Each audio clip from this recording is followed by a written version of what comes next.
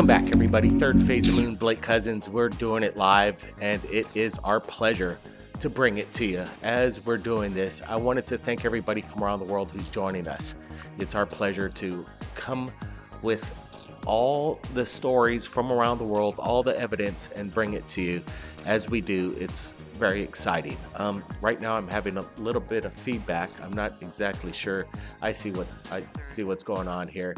Let me just make sure we cover this because we're doing it live. I wanted to talk to you about the hidden chambers in Egypt. Right now, it's about 12:37 p.m. in Hawaii, and we're going to be going over the major discoveries that Brian Forrester has done over the time as he goes around the world trying to figure out what is going on. And let's just pull up some of the action that we're going to be going over tonight. Let's bring it up. The Windows capture. There it is. I want to give a big shout out to Zen Master. Zen, appreciate the 99-cent super chat. Zen Master Me is helping the channel right now. Okay, guys, I want to get your thoughts. What do you guys think of Brian Forrester? Is he the man or what? Well, we're going to be going over a discussion that we had a little while ago, but it's in regards to some major discoveries that he's come across over the years. And we're going to be going all the way to Egypt and Peru, and we're going to stop midway, and I'm going to get your thoughts. And you guys are going to participate in this video discussion as we go over some of the evidence that has been captured by Brian Forrester. It is quite incredible. And we're looking at this fountain, and he goes into a discussion why he thinks this fountain is significant. And we're also going to be getting into the Egyptian hidden chambers in the Sphinx. So hang on, everybody. It's a wild ride. Let's get to it, and let's roll this part of the video.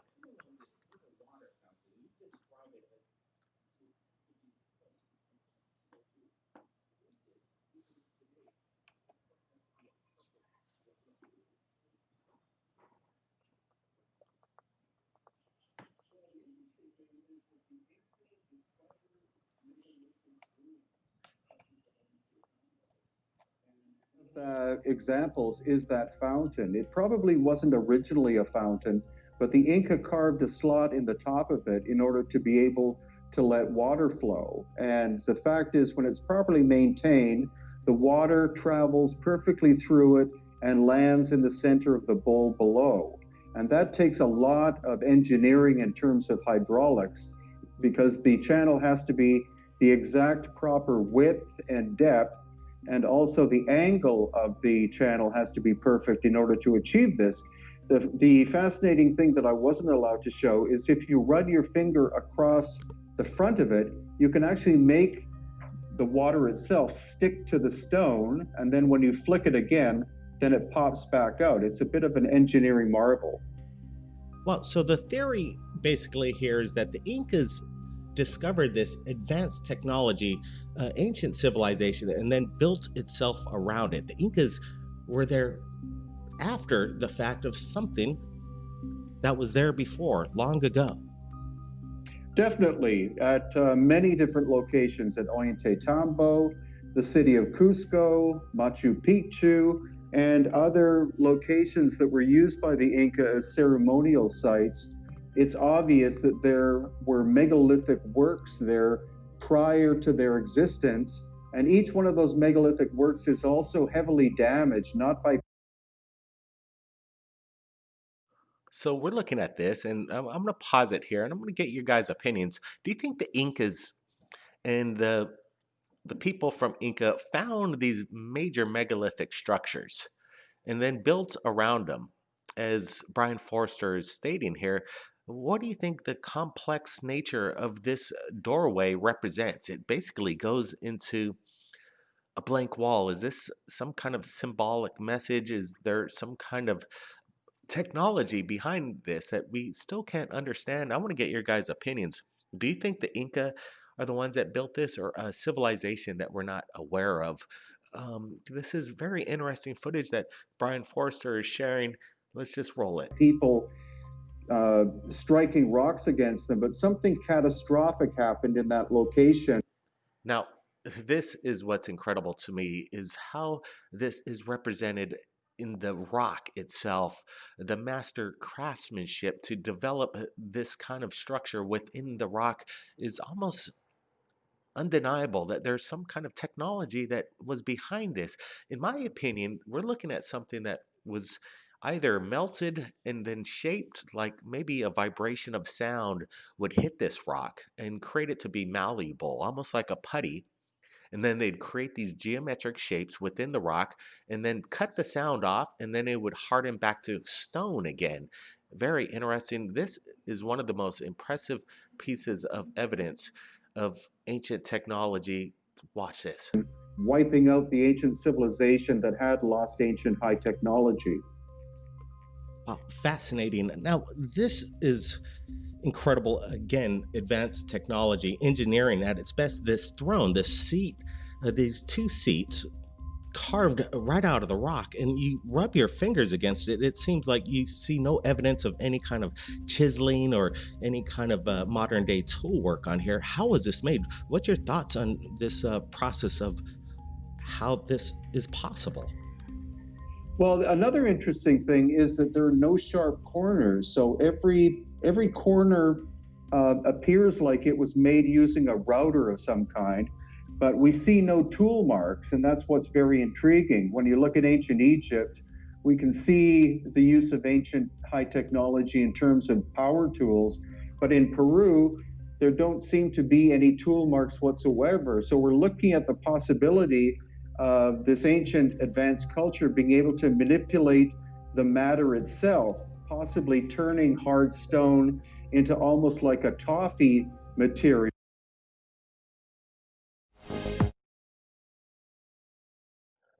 Sorry for the difficulties, but I wanted to pause this photograph, the video here, so we can take a look at this geometric structure, whatever it is embedded into the rock, the formation. It's absolutely incredible. The technology behind it still would be hard to achieve today. I want to be giving some big shout outs to who's joining us right now. Paper Crane Wishes says laser, sound, frequency, vibration tech. Yeah, exactly, Paper Crane. That's exactly what I think could have created this. Otherwise, how the heck do they get these smooth surfaces? And as Brian Forrester says, there's no tool marks whatsoever. Origami says melted rock, and then they would have to figure out how to put these geometric shapes in melted rock and then make it harden again into solid stone. Felicia Flores says, beautiful. It is unbelievable, isn't it? Don Schneider says they could be doorways. And Ashley Solis says, this is awesome. It's so interesting. Yes, it is. What was the crack at the top of that door? The swoop is asking. I'm not exactly sure, but Brian says that you could see in this stone structure that you could see some cataclysmic event that happened as well, like shards of rock just blew this thing to smithereens. Basically, it's not somebody that just went in there with stone on stone trying to break this up. It looks like there was some massive event that happened and broke this thing apart. We got a Maltese TV dog channel with us. Waves, same technique as pyramids of Giza. Absolutely. We're going to be getting to Giza in just a moment and some hidden chambers that have been discovered. And still, they're not telling us exactly what's within the chambers of one of my favorite structures, the Sphinx. Dan Jepson says laser cut. Patty MTB says, hey, Third Phase Moon. He's watching from Scotland. Absolutely. Illuminated Mind says ancient war. Yeah, it seems to me that there have been many wars that have gone back centuries, if not tens of thousands, maybe even hundreds of thousands of years ago. Let's just roll the video. Let's see what Brian has to say here. Temporarily shaping it and then letting it reset as hard stone again. Via maybe a sound wave or some kind of a laser type carving tool. What would you think? Yeah, it's more likely that it was sound, not light. So some kind of the ability to be able to strike a certain frequency and manipulate the matter itself, shape it, and then turn that frequency back off and let the stone solidify or re-solidify. Well, almost like turning a rock into putty and then letting it dry up again into its form after once it's molded. This is amazing because you see in again more video that you've taken, and it's quite incredible. You capture this in 4K. Everybody, you got to take a look at Brian Forrester's YouTube channel. But I see you take out the level on your iPhone or some kind of app, and this thing levels up perfectly. This is even hard to even do in modern day buildings. Yeah, that's what's quite amazing. And these surfaces are several thousand years old. Yet when you put and of course, there's lots of earthquake activity that happens in that part of Peru. But any place that you find this megalithic work in the bedrock itself, you find that the surfaces are easily within 1 degree of being perfectly level, which is an astonishing achievement. And what are we looking at here? Level, which is Now, this is mind-boggling. We're going to back it up a little bit, get some size and dimension on this. You can see on how accurate Take the out the level precision on your of iPhone the or construction of this megalithic structure is. The size is undeniable, that there's something beyond strange going on. If you could see here, it's like what Brian's been telling you. This is the ancient technology that we're looking at. The precision is undeniable. Massive, carved into stone, again with no tool marks whatsoever. And Brian says this is the Inca technology, that basically the Peruvians and the Incans built around some of these massive structures and try to emulate it. So you can see basically this technology compared to this, there's a major difference going on here. And that's what's amazing to me, that this technology is so advanced, and even modern science still has yet to explain to this day on how it was built. Again, look at the precision here. Where would this doorway lead, guys? Do you have any idea? Let me get to the chat, and I want to get your thoughts.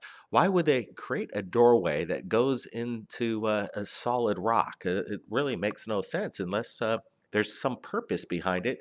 Let me just get to it. Um, Sue School says, did you go in? Yeah, go into where? That's what's amazing. And where does this door lead? A different tech than stone walls. Paper Crane Wishes is saying, definitely. Susan Dorr says, sandblasting. That level's over 6 inches. Uh, Mr. P stating, yeah, it's very strange on why they would build such an immense structure that leads to nowhere. Maybe they were unfinished and they didn't finish the job. That's what Susan Dorr says right after I just said it. Absolutely. Sue Skull says it could be a portal leading into a portal, possibly. Proof man has developed and not evolved, Origami says. Carol Ann Romka says it possibly could lead to an underground city. Eric says it's a portal entry. Yeah. Yeah, it's interesting. Probably the door that led to a Stargate, Kiwi says. That's very good, people. I appreciate all the input that's coming in. You guys are on it. It's our pleasure sharing this evidence with you and then getting your guys' opinions. Okay, let's roll to the next video here. One of the biggest obelisk ever discovered. Obelisk discovered unfinished. Look at the size of this thing. Over 50 tons. Incredible stuff. Little technical difficulty. Something just happened. See, there we go. Back on, back on.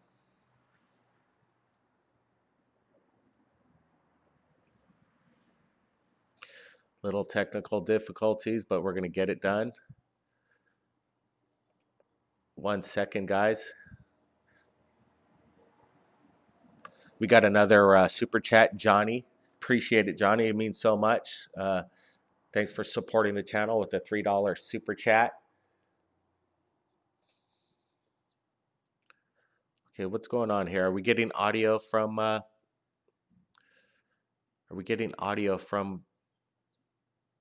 the video here? It's kind of a strange. Let me just bear with me, guys. We'll see if we could figure this out. For some reason, my audio has dropped out on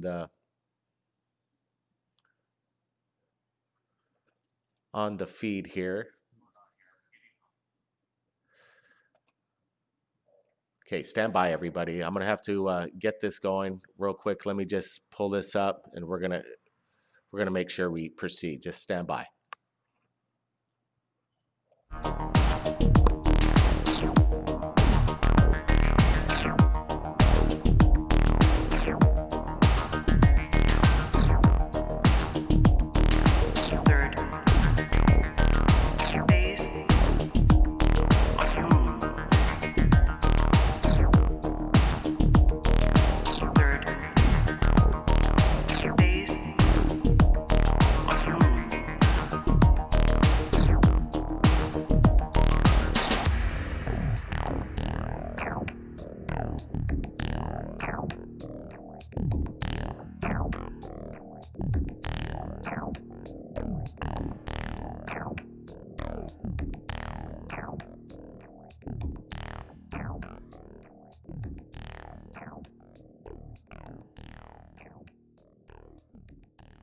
Imagery that you're looking at right now.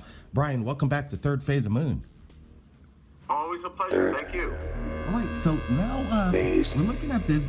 What do you think structure ever did? 1 degree of being perfectly level, which is... All right, guys, we're back on. I figured it out. Some technical issues, but here we go. Let's run it. Structure ever discovered. This thing is massive, and Brian's with us, and he was there on location, thus the incredible imagery that you're looking at right now. Brian, welcome back to Third Phase of Moon. Always a pleasure. Thank you. All right, so now we're looking at this. What do you think this represented? Why did they build this thing? Is it some kind of pillar? It's very strange. The standard story is that Baalbek was built by the Romans, but you have these foundation blocks that weigh 1,000 tons. There are 3 in a row, and then in the quarry there, that stone is estimated to be at least 1,200 tons. Yeah, there's really no explanation of any reason why it was built other than just to build something huge. Do you think this thing was actually standing up vertical at one point? The 3 pillars that were discovered there? No, it's still actually attached to the bedrock, which is really interesting. There's another one in the quarry that weighs about 1,000 tons, and that stone was partially quarried later by the Romans. But we're obviously looking at examples of lost ancient high technology and a mysterious unknown civilization that was there thousands of years before the Romans ever existed. Yeah, this is some of the biggest questions people want to have answers to. How old do you really think these things are? 40,000 years or even older? Well, I think a lot of the structures we see like that, and also some of the work in Egypt and Peru, is at least 12,000 years ago, because we do have evidence that there was a global cataclysm 12,000 years ago, which also is the time frame for when Atlantis was supposedly collapsing. So that's the best estimate we have, at least twice as old a civilization as we know it. Yeah, this cataclysmic event, is there any kind of evidence of what it was exactly? Was it maybe an asteroid, a big tidal wave, a massive earthquake? Well, there's a lot of evidence from different scientists that it was something that came from outside of our galaxy, either a comet or asteroids or something like that, that hammered the Earth and caused the end of the last ice age, the rising of sea level by more than 300 feet, huge earthquakes and volcanoes erupting and stuff like that, ending civilizations. Absolutely. So we see in the video, you basically have really unrestricted access to this thing. You're able to walk on it. What do the people in the area think it really is? Is there any explanation from the park over there of what their theory is? Well, the great thing is that it's actually on private property, as far as I know. It was the garbage dump of the area until this man decided that he wanted to clean it up and offer it to the public. So the local people in general believe that the Romans built it, or those that want to go a little more extreme believe that the Nephilim or the fallen angels built it, because Mount Hermon, which is where the Bible tells us that the fallen angels descended, is only a couple of hours drive away. Yeah, so this guy just so happened to stumble across this thing. And that is absolutely amazing. So, do you see any kind of modern or any kind of tooling on there? Any chips, or again, is this some kind of mysterious kind of reasoning on how this thing was constructed? Well, we actually see the tool marks. It's like a series of Look at the size of that thing, guys. It is massive. Again, appreciate everybody from around the world who's joining us. We're doing this live. We passed that 200 likes. People are thumbsing it up. It's our pleasure to be with Brian Forrester, sharing this incredible evidence that he's captured around the world. The link to his channels below. We're going to be getting to Egypt here real shortly. Let's just listen to what Brian's got to say. We just passed 600 watchers right now. Wow. It's great to be live with you guys. It's about 12:57 p.m. 58 p.m. Hawaii time. Five. It's pretty incredible. Just watch. you see it for the first time from a distance. It looks like a movie set. Yeah, it's basically almost surreal. It does look like almost a movie prop. Why would this be even built? For what reason? Maybe, like you say, it wasn't completed. It's still connected to the bedrock. If this were in its final stages of completion, what would you imagine it would look like? Would it stand vertical, or is this just their basic purpose to show that they could build something out of the bedrock? I think it was going to be a horizontal stone that was to be moved to the actual Baalbek site, which is about a mile away. And it appears that some event suddenly stopped the work on the project. And I think that was an ancient cataclysm that simply hammered that location and other places in Egypt and Greece and Turkey and places like that, maybe all at the same time. So as far as this structure, it is basically the biggest known structure of one single piece of rock in a formation that we know of, correct? Yeah, I mean, it's in terms of science has shown that clearly it's an artificial construction. Some people have said that there are megalithic sites in Russia, etc., that are bigger, but I've seen no actual scientific evidence of that. So the Baalbek stones are probably the largest stones ever worked on, ever. You've been taking us all around the world. From Peru, now we're in Egypt, and we're going to be case filing the Sphinx here. And the Sphinx has many mysteries. People wonder if they're basically chambers within the Sphinx itself or possibly underneath it.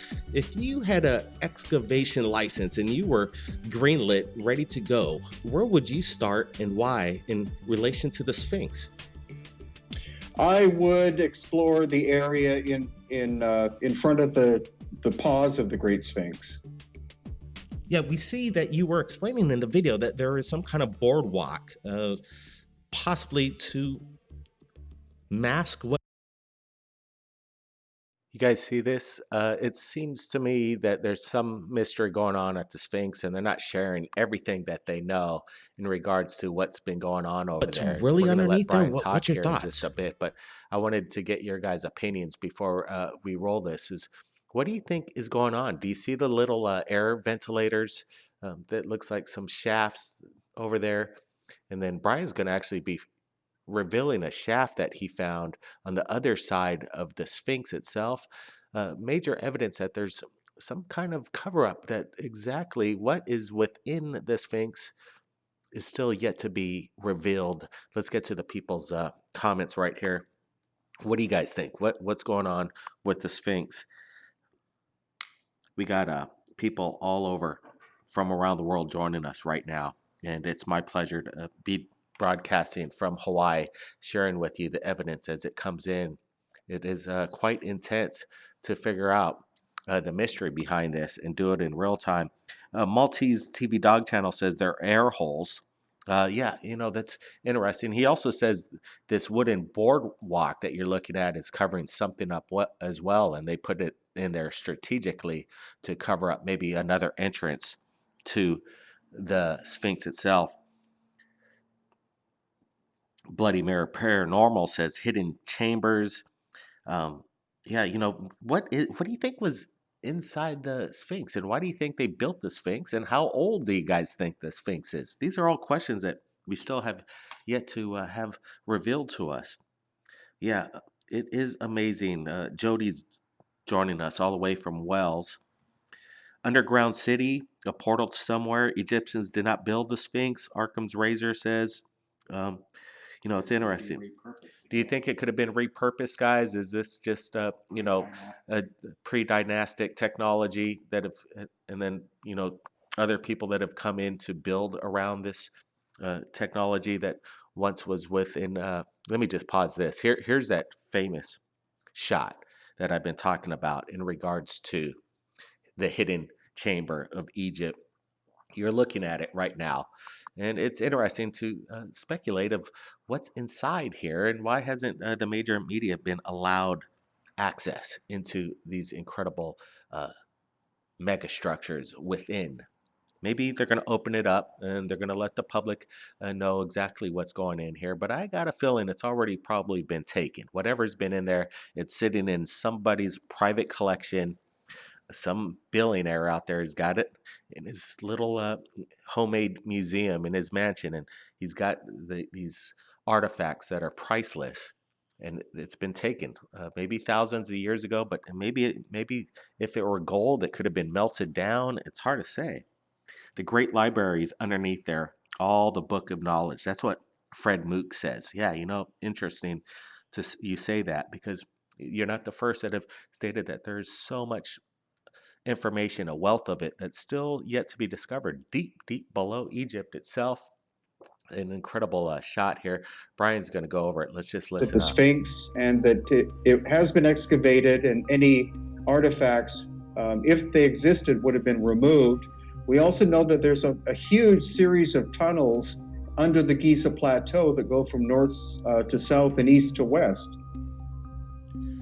And where could they possibly lead? It just goes on and on. The mysteries of Egypt and the Sphinx itself. There are these photos of photographic historic evidence of what it appears to be some kind of like manhole on the top of the Sphinx's head itself. Any thoughts on that? Yeah, there are actually some old photographs of a man standing inside of it. It's been covered in concrete since that time, so we're not sure if it's actually an entrance to the hollow core of the Sphinx or if it's simply a depression in the top. That's something that would require something like a drone or a quadcopter to fly over and see. Yeah, and they're not allowing any drone flights over there, I take. Not at all. Okay,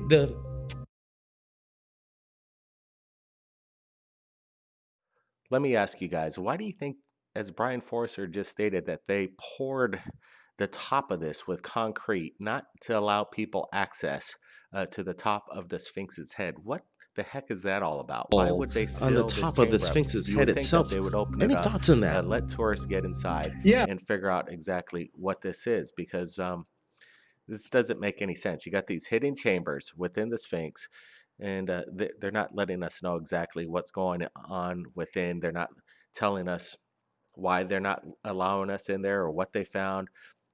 You could see the incredible detail that was involved. And that chamber that we're looking at goes down quite deep. It's weird, though, that it's even exposed, that Brian was able to get that close to it. But it's a shame that the pyramid itself, or the Sphinx itself, they cap the top of his head with concrete, so there's no access allowed within the Sphinx's head. Totally insane, in my opinion, that they're not allowing us access. Guys, what do you guys think? What's this all about? Why are they not sharing the knowledge with us? I'm gonna get to your comments right here in the chat. What the heck is this all about?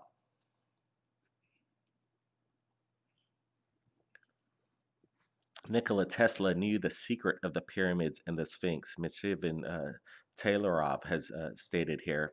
Yeah, Nikola, we're going to be doing a big documentary on Nikola Tesla here pretty soon. Thanks, Jimmy. He says it's always a great show. Appreciate it. Let me see. They don't want us to know about alien contract. It could be an alien seed bank, Meme Green 420 says.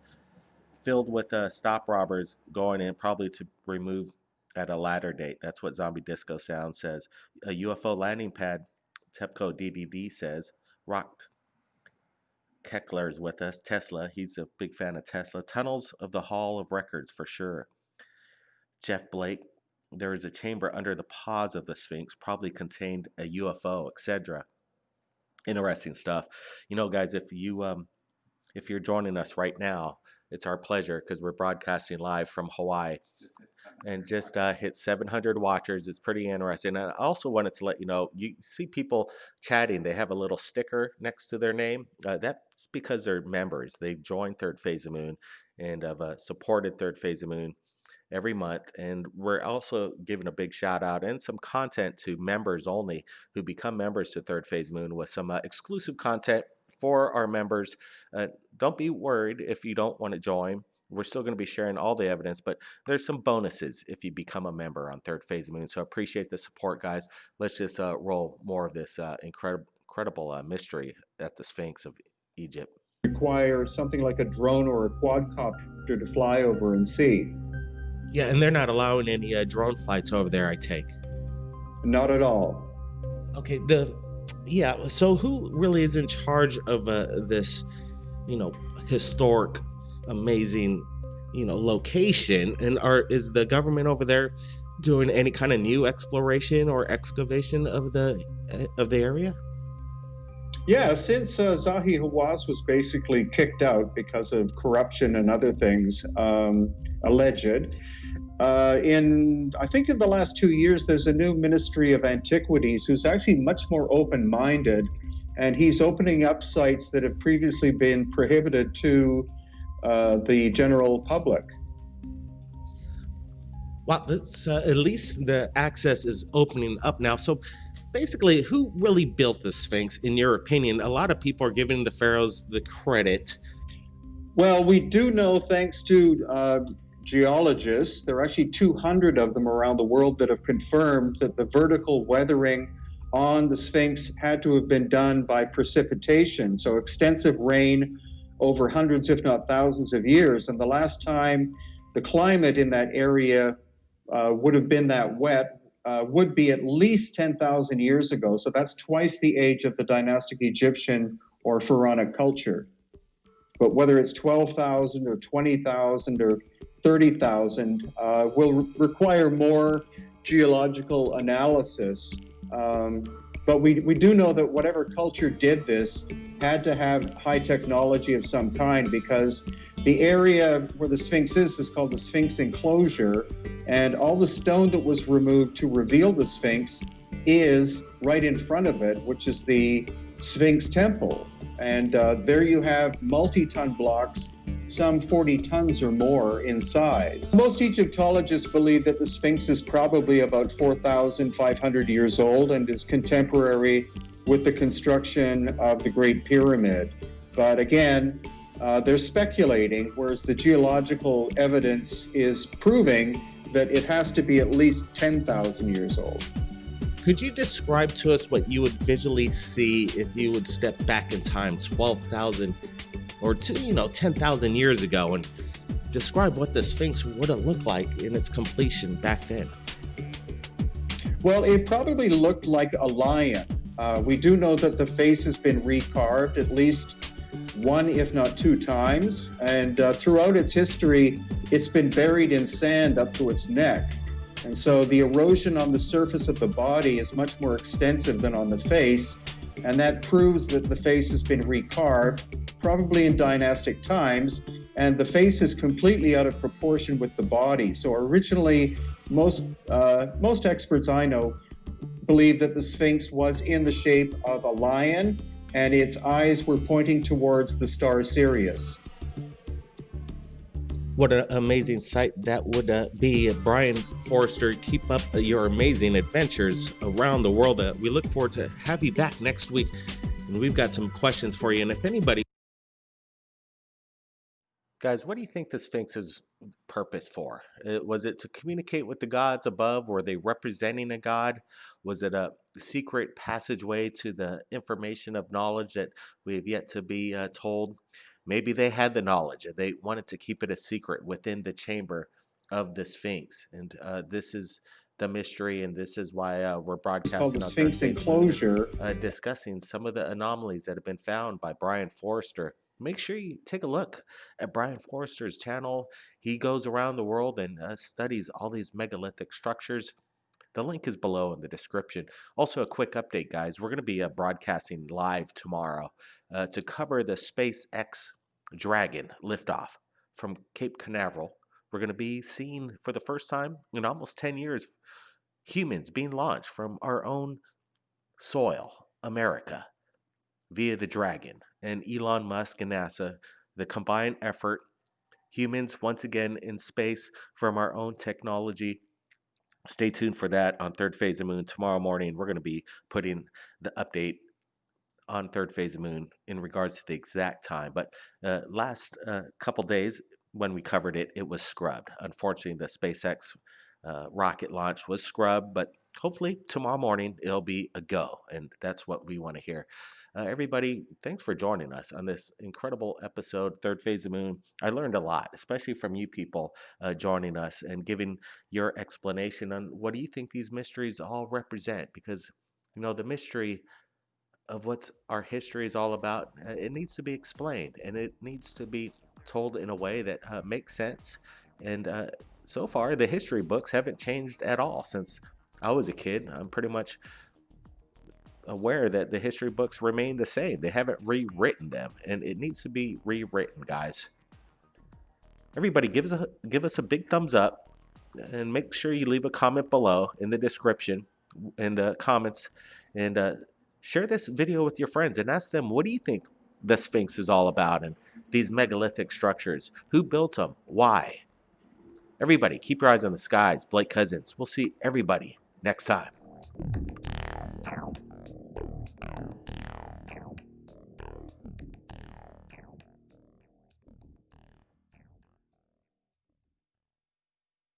Third Phase